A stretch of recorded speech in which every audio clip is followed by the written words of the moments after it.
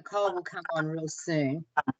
But we need a revamping in just about everything, don't we? Like, really.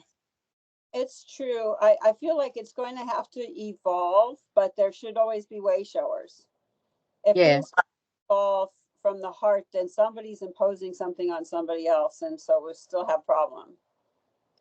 But if we can evolve it gently and show the way, then people will go, that looks like fun, and they just jump right in. And that's why I love your creative ideas, because if you can create something that people want to jump into because it's smart and wise and makes them feel smart, agreeing with it, then they take it on as their own. And exactly. That's a whole different game. That's right. This is what I'm trying to show, that we have to do it ourselves and share our creativity, because that's our sovereignty. You know, like everybody has got a camera these days and a computer, and they can put something together, even an opinion. And the good ones, I'm going to put them on our podcast and I'll give them some money for it. But if I'm going to be giving money, the bankers' money, they're also going to get a new currency, which I've created with a bunch of other people, called Cannacoin, which is based on cannabis.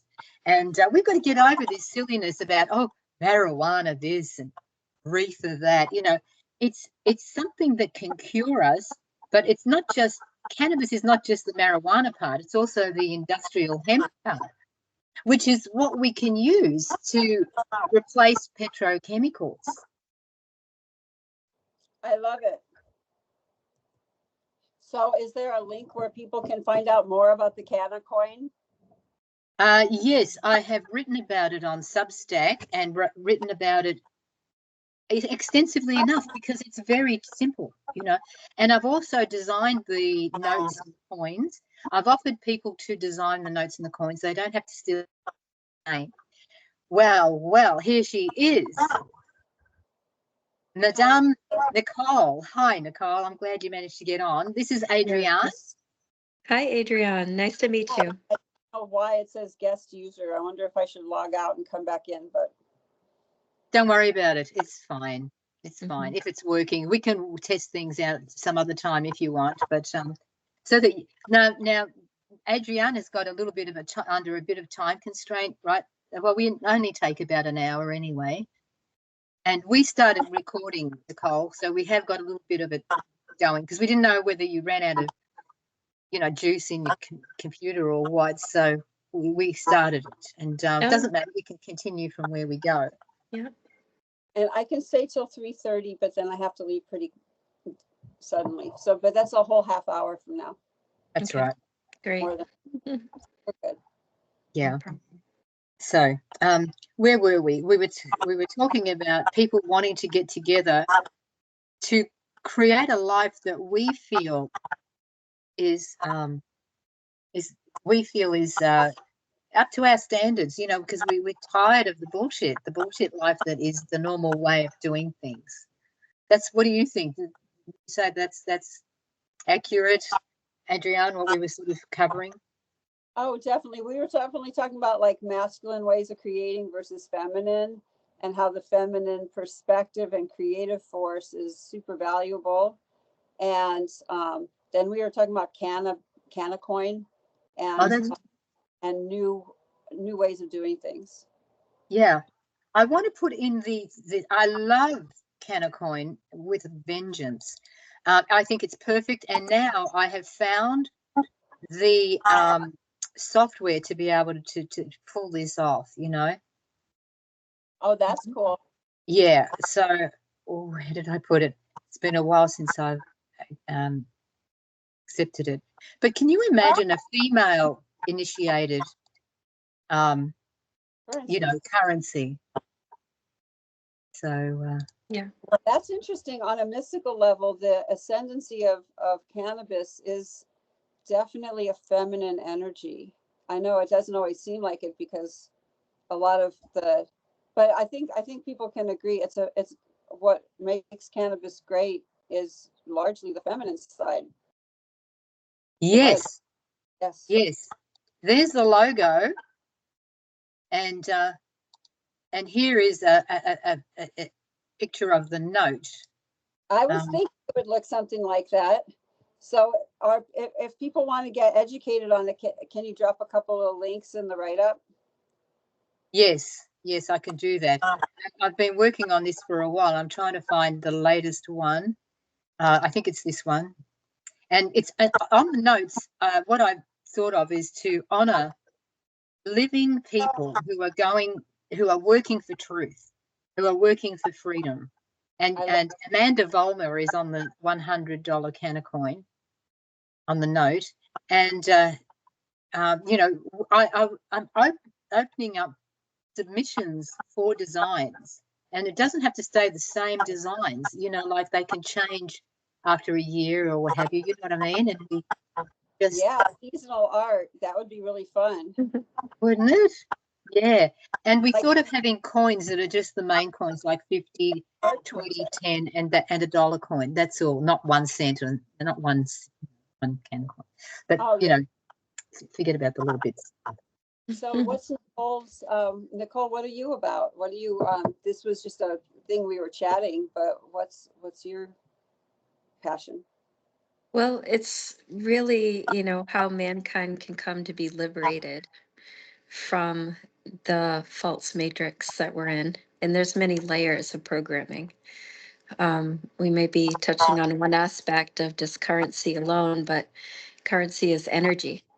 And so, what energy process can be used, which can be used for trade or an agreement on that is also going to maintain value in the sense of not becoming overwhelmed with greed. So money is the root of all evils, so to speak, in some ways, but trying to find a way to interact and trade with one another in value, whatever that value may be, would be wise, to figure out what that could be, or many forms of currency and energy can be traded. So I'm really just open-minded to hear different avenues of what can be done in that regard. Yeah, when I talk to a lot of women, I hear this a lot, that we don't need money, and we and all that. But in this modern world, I feel that we do need to record our transactions if we want what we're doing to develop into anything. Because if we don't do that, and they can be different, there can be different platforms of currency. I'm not saying it has to be Cannacoin, because in fact, more platforms, different ones that we've got, the better it is. It's actually to have, I think local ones are the best thing, but we should be able to negotiate, we should be able to network between them, so that they're portable, because we live in a world now where people travel, they move around. So it's silly to be old-fashioned and think that you've got a location, forever and ever. So, but if we don't have a currency to record our transactions, then we're not going to develop anything. We're just going to be, everything's just going to go into smoke, and the mail system will continue. Go on. What was that? Everything will go into smoke. Well, yeah. It's and we were talking about that earlier, Nicole, is that women's value, she was saying, I think it started when she was saying, yes, men have done a lot more than we have, but I think we're catching up. And I said, well, maybe our doing is a little more on the inward and on the service angle, and the male expression doing is more outwardly focused and often involves profit. And I think that we're all creating new ways of seeing that value. Right. You can consider too, the earth is feminine. That's why they call it Mother Earth. And we know that the divine feminine is rising. So earth is ascending. And, the place for women to be heard and seen and equality needs to be valued. It's really important in a balanced society. We've seen, the effects of a imbalanced patriarchal society and what's that had on women, and vice versa. But like seeing it in a energetic sense, it's electromagnetic. And when you consider, what the earth has in its energy field is electromagnetic, it's a Schumann resonance. So if that brings balance and protection to the earth and to the planet because of the electromagnetic field, then how much more so can that example be integrated into humanity and into the balance of the divine feminine and divine masculine? And maybe we can get back to our roots, which is from nature, and we've become very artificial in our thinking. We believe in these illusions like money and value systems that don't nurture, the earth or each other. So women are bringing hopefully that to it. Although women have been trained in patriarchy and they are patriarchal, most are, and fighting and jostling to be in the patriarchy. They're trying to be part of the competition. But what we need to do, in my view, is we still have to have a foot in what we've got, but we need to start moving on another trajectory that we define, and that men too come in board, and we we talk about any differences. If men come on board, we maintain the sort of like the sensibleness of the feminine views, whereas men can often come into things and dominate it, and then it goes in the wrong direction, again. So we have to be aware of that, but that doesn't mean we can't include men. And I'd love to see men be included so that we get on a new path now where both of us are really equal and each can initiate. But I really think we need to question, why do men want to stop women from being educated or being part of life? Why? What is that mentality that wants to repress and defeat, And I think we need to address that sometime or another, because you don't want it happening again, ever, for any generation to go through that. It's very damaging. I've ever looked into this, question on a spiritual sense. Women are creators. They have the ability to bring forth life. Men can see life, but they cannot bring it forth. And the original break in that grasping of that power was that men wanted to be the creators. And that went back very far in our Earth history, when Earth was named in another name. It's like far, far beyond, this period of time. But, that being the case, that we've seen and witnessed through multiple generations of what the extremes of that imbalance can do, and how that infringes upon the human rights of women. But things, polarity fields are seen so well in this matrix that we live in. But it would be wonderful to see a balance of both things, just as it can't be all light all the time because everything would be burnt up. It can't be night all the time because everything would freeze.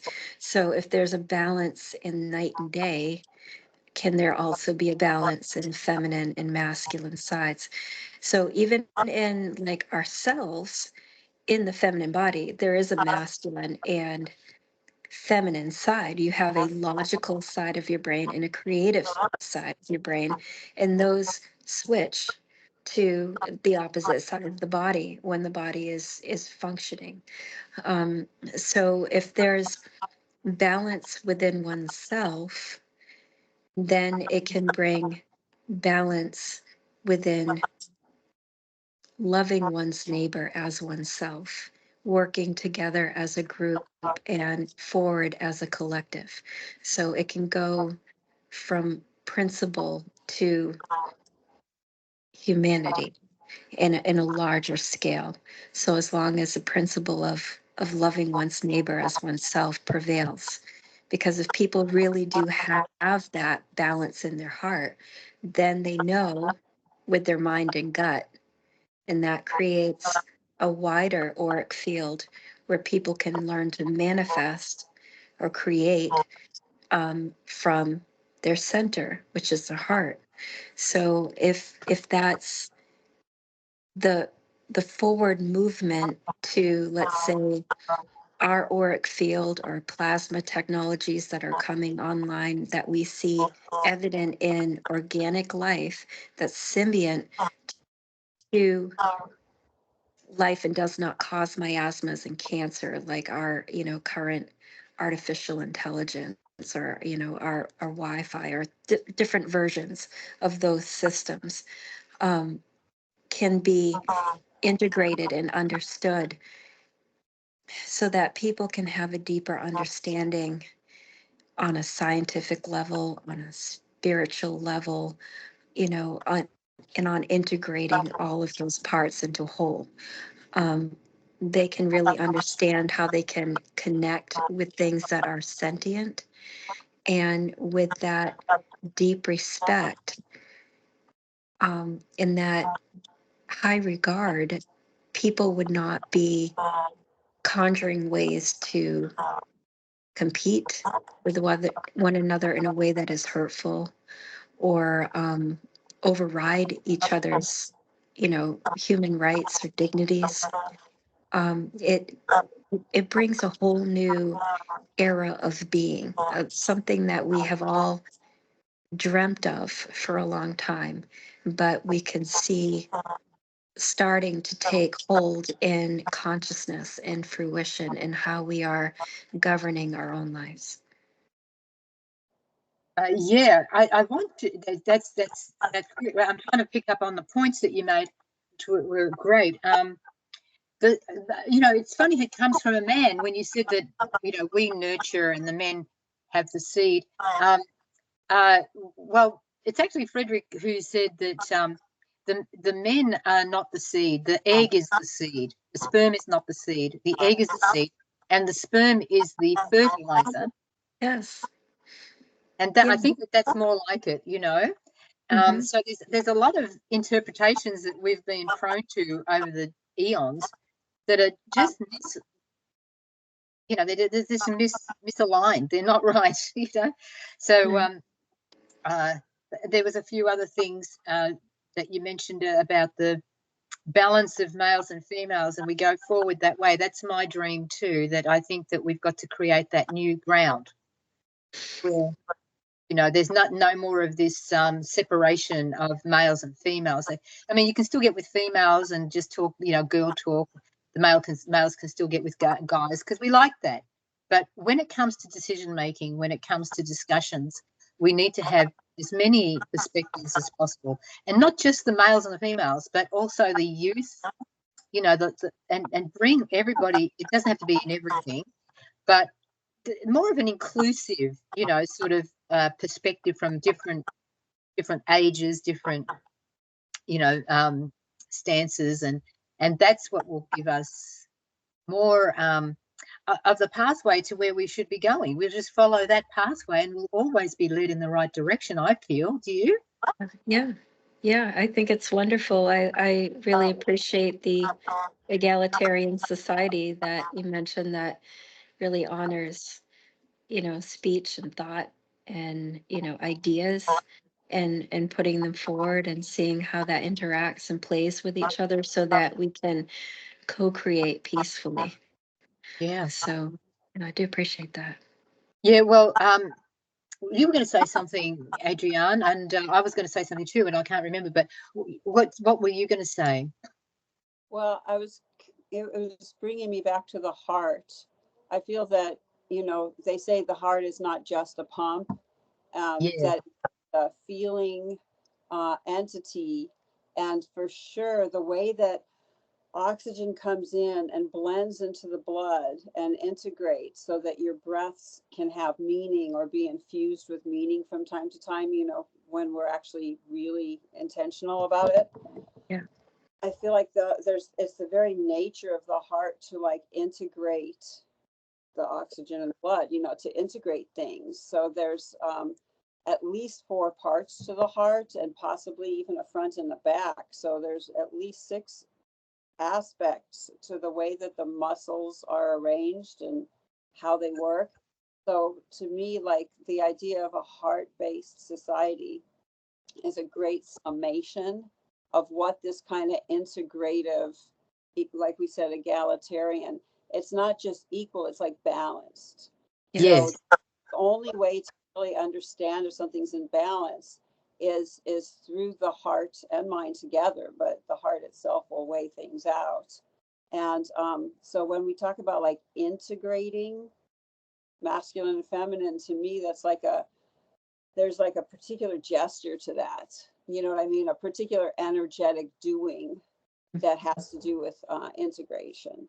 And it's like people can get that as a should or as an idea, but to actually realize that with their breath and with their heartbeat, they can start to integrate those things even now while they're listening or, you know, going through their day. Yeah. I Yeah. really agree with that as well. Yeah. I Yeah. wanted to say that it did remind me of the Tibetan bone breathing, because blood is formed inside the bone marrow, and the breath oxygenates the blood. So there's a certain form of breathing, that technique that they've designed to help really bring that life force into the bone marrow That and sounds into, yeah, it's Mm. really amazing. And then also the four chambers of the heart, it's reminiscent of um, the four elements: water, air, fire, and earth, and the fifth element being ether or Mm. spirit. And if we are embodied spirits, then we would be, you know, the fifth element inside the temple of our body.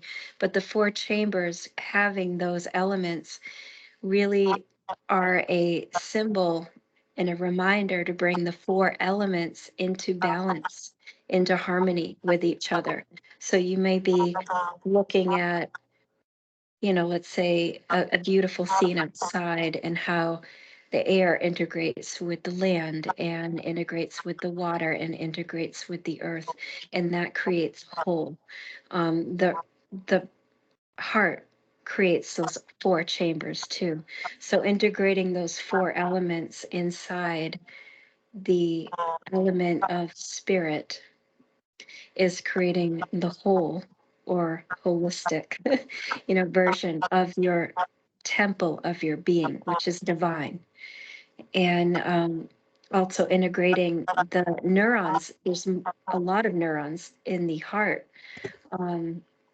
Than they discovered in the brain, but balancing the brain and the gut, which is considered the second brain, um, Mm. into the integration center of your heart, gets you out of the first three chakras, which is your survival base. But the heart allows you to manifest from your center. So it's integrating the mind and the gut, your knowing and your instinct, together with your heart. So that's one way of creating a wider auric field, which can be felt and seen, and it's more effective in manifesting and creating the kind of realities that we want to see around us. Those things start to attract to us that we want to portray out into the world.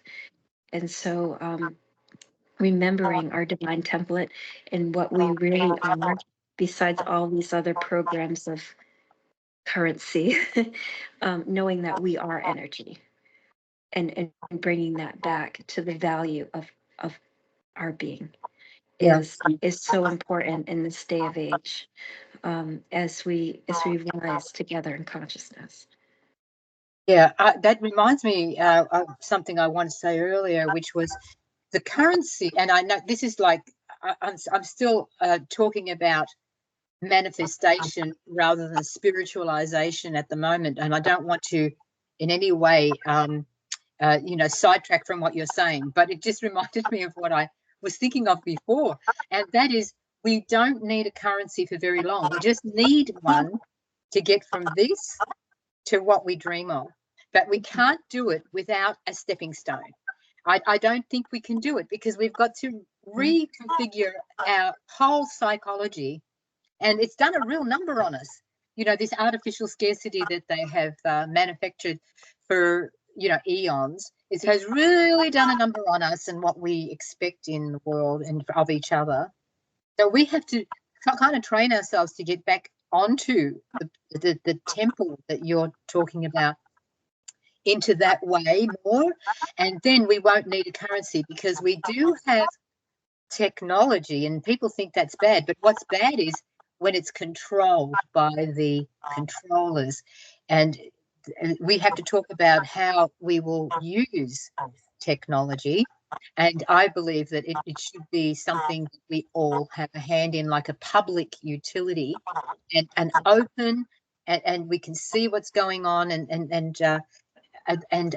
provision is made to counter shenanigans, and this can all be programmed in. But I'm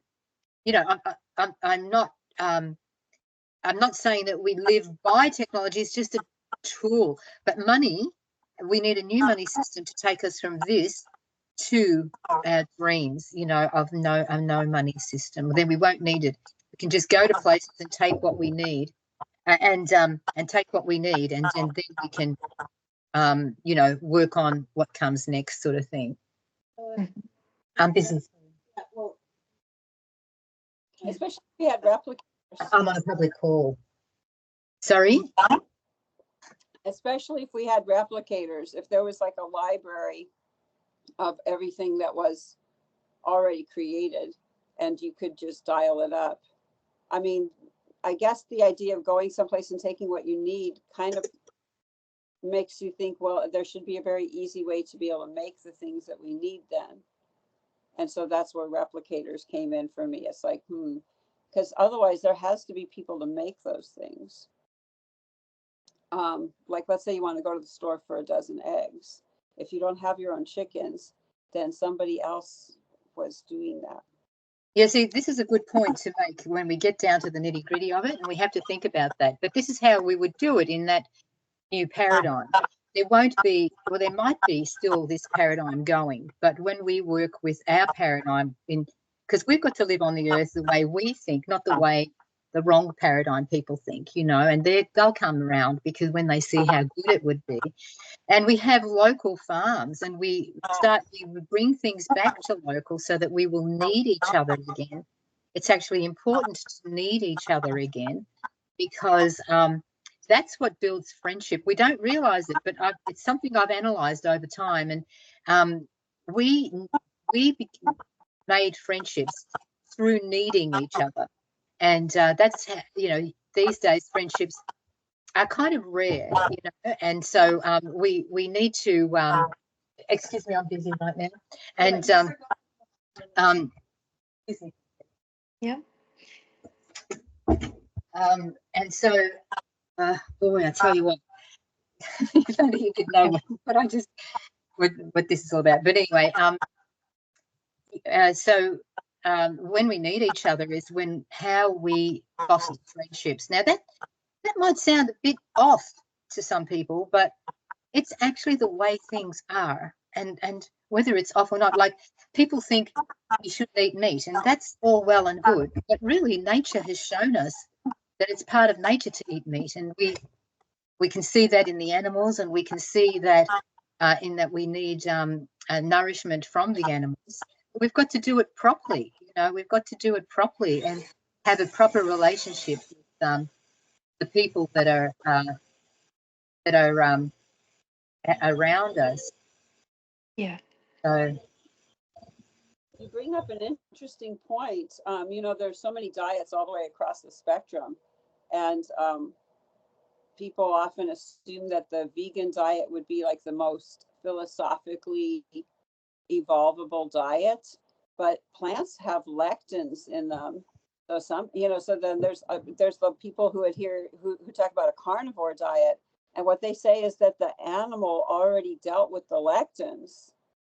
It wasn't a poison for them, and so it's like our need, the okayness and rightness of eating meat could go really that deep, that there are literally some factors that you cannot get any other way. And it's not just vitamin B12, it's even deeper than that. yeah, yeah. I think just as there is such a vast variety of examples in nature of what is done in diet. I mean, even there are some carnivorous plants. And so that being the case, are they wrong? Or, would we dub them as evil because they're that way? Or if, you have some that are vegan as opposed to vegetarian, as opposed to, you know, carnivorous, or maybe I don't know. It could be a number of different things. If there's a relevance in nature and the examples of variety, and it's in the spectrum of what is acceptable, can we also adopt that modality into humanity as a wider form of acceptance for diet alone, instead of viewing it as a road of judgment, or of lack of spirituality, or more spirituality or less? It's just, the thing I think would matter the most is intention and heart, coming always back to the heart and what that is. So like yeah, if we can take a look at nature in that way, I think we could be more tolerant towards each other. And I think that what we've got to learn to talk about dealing with is people who are sociopathic, people who impose their will on you. And this is what we really do have to figure out, because we're peaceful people, and a lot of the time people who are not, people who want to dominate or rule or bend your will do things to just be obstacles to wherever we want to go. It's very, very prominent in my life. I see it very, very prominently, and it's very hard to know what to do, but we have to figure it out, because otherwise they will keep on getting the upper hand, and that's what's spoiling life for everybody.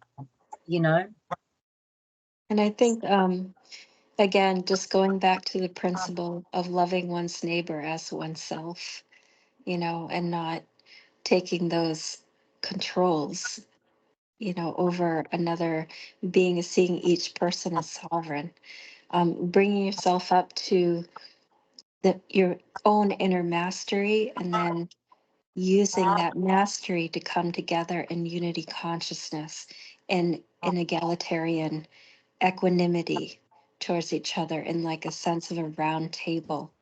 That can be very powerful when people come together in love, in mastery, and then come together in that unity consciousness force.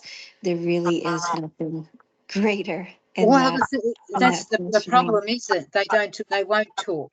The people who would do like this will not talk. They won't engage in conversation, because they know that they will lose. Yeah. So there's always that distance, that remoteness, but they'll continue to do their thing. So I want to acknowledge this, because I'm actually going through that right now.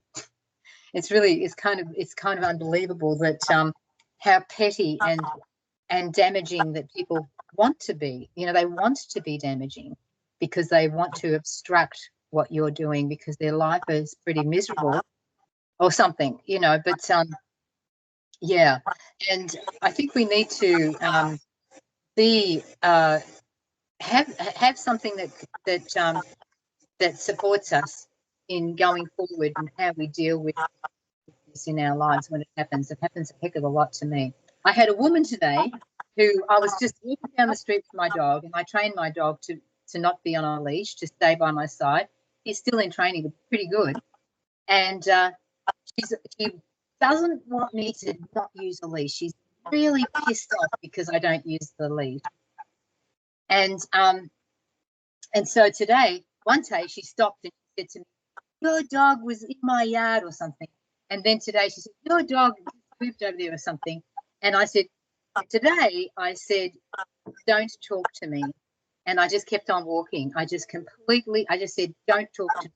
I don't need people like that in my face. I'm walking down the street having a pleasant day on my journey. And they're the people we don't need to talk to. They're the people that we need to ignore. But the people who are just trying to work things out and who do have the sovereignty background in their mind, who want to work it out with you, they're the ones we talk to. But, it's very distorted these days. The people who are doing peaceful people are not being talked to.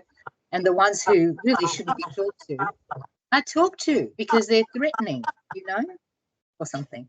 Yeah. So anyway, I think that's a problem. There's always a moving edge of exactly what you want to engage with and how you want to evolve that relationship. That's true. But it's really funny the way I responded that way. It's just what came out naturally. And then I thought that's exactly the right thing to have said. And I never do that to people. I always listen to them, always hear what they've got to say and always doing the honest thing. But, if somebody comes into your face, you don't have to answer to them. So and you didn't have to be bullied anymore, basically. You don't have to what, sorry? You didn't have to be bullied anymore. Mm-hmm. Like basically energetically she was kind of bullying you. She was like inserting into your field and you're like, no, not interested. Exactly. It's funny because I also walked past a cop and I thought, I'm not going to put the leash on him. This was on the main road because he was right by my side, right? So there's no excuse. Like I take the trouble to train him. And everybody goes by the law, and the law is actually keeping us dumb because it just tells us what to do. It's just a blanket dictate that everybody does.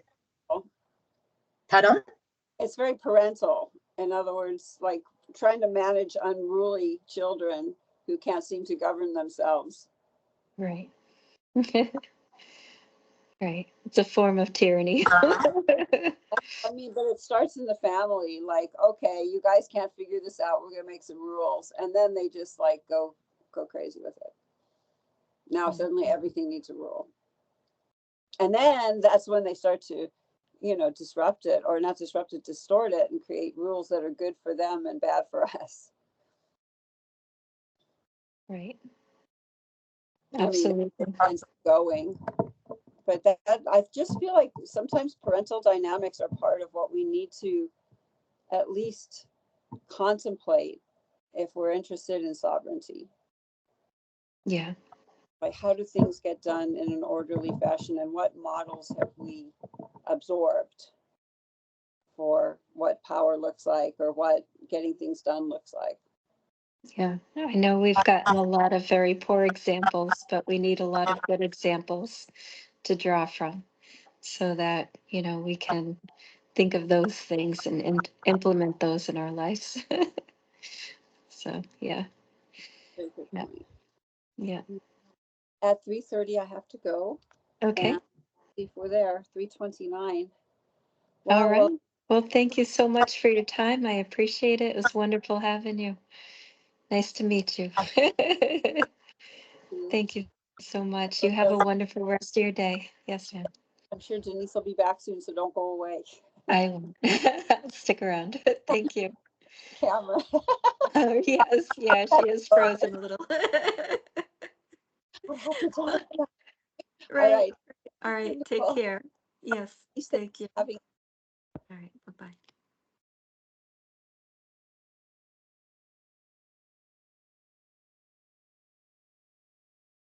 Cause we got